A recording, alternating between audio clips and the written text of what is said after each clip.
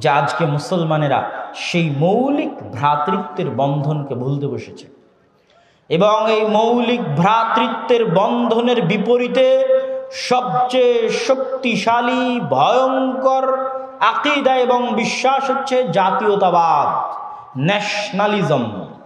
এই জাতীয়তাবাদ, ন্যাশনালিজম মুসলমানদের ইসলামী ভ্রাতৃত্বের আকীদাকে ধ্বংস করে দিয়েছে, মুসলিম ভ্রাতৃত্বের বিশ্বাসকে ধ্বংস করে দিয়েছে। কি সেই ন্যাশনালিজম, কি সেই জাতীয়তাবাদ?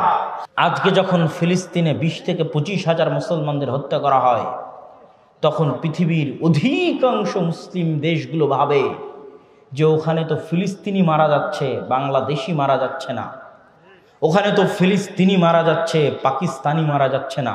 ওখানে তো ফিলিস্তিনি মারা যাচ্ছে কুয়েতি, কাতারি, সৌদি, দুবাই, ইয়ামানি, মিশরি, তারা তো মারা যাচ্ছে না। কে মারা যাচ্ছে? মারা যাচ্ছে ফিলিস্তিনি। সুতরাং এখানে আমার কোনো দায়িত্ববোধ নাই, এখানে আমার কোনো চিন্তা ভাবনা নাই, কেননা আমার দেশের নাগরিক মারা যাচ্ছে না।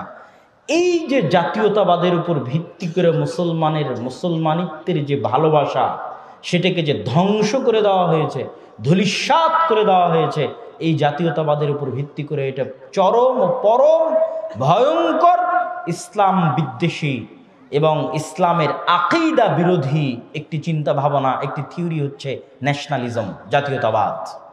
এই জাতীয়তাবাদের বিরুদ্ধে বলতে গিয়ে পাকিস্তানের অন্যতম একজন বিখ্যাত কবি, যাকে অনেকে আল্লামা নামে উপাধি দিয়ে থাকেন, কবি ইকবাল, তিনিও এক সময় চরম জাতীয়তাবাদী ছিলেন, ন্যাশনালিস্ট ছিলেন, কট্টর।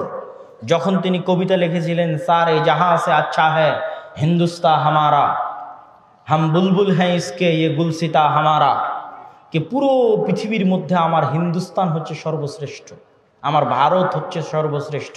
এই কবিতা উনি লিখেছিলেন ইন্ডিয়ান ন্যাশনালিজম, ইন্ডিয়ান জাতীয়তাবাদে বিশ্বাসী হওয়ার কারণে। যখন তিনি বুঝতে পারলেন যে এই ন্যাশনালিজমের বিশ্বাস মুসলমানদের সবচেয়ে বড় ভয়ঙ্কর, মুসলমানদের ভ্রাতৃত্বকে মারাত্মকভাবে ধ্বংসকারী আকীদা, তখন তিনি নতুন করে লিখলেন कि आधुनिक जुगेर आजोरेरा तारा शुआए हैं खुदा और इन सारे खुदाओं में बड़ा सबसे वतन है, इसका जो पैरहन है वो मजहब का कफन है। আজকের আধুনিক যুগের আজরেরা, আজর মানে ইব্রাহিম আলাইহিস সালামের পিতা আজর, 5000 বছর আগের আজর বানাতো মূর্তি, আর আধুনিক যুগের আজরেরা বানিয়েছে নতুন এক মূর্তি। এই আধুনিক যুগের আজরেরা যে মূর্তিগুলো তৈরি করেছে, এই মূর্তিগুলোর মধ্যে সবচেয়ে বড় ভয়ঙ্কর ইসলাম বিরোধী মূর্তি, যেই মূর্তির পূজা সারা বিশ্বের মুসলমানেরা করতেছে, যেই মূর্তির পূজা সারা বিশ্বের মুসলমানেরা করতেছে, সবচেয়ে ভয়ঙ্কর আকীদা।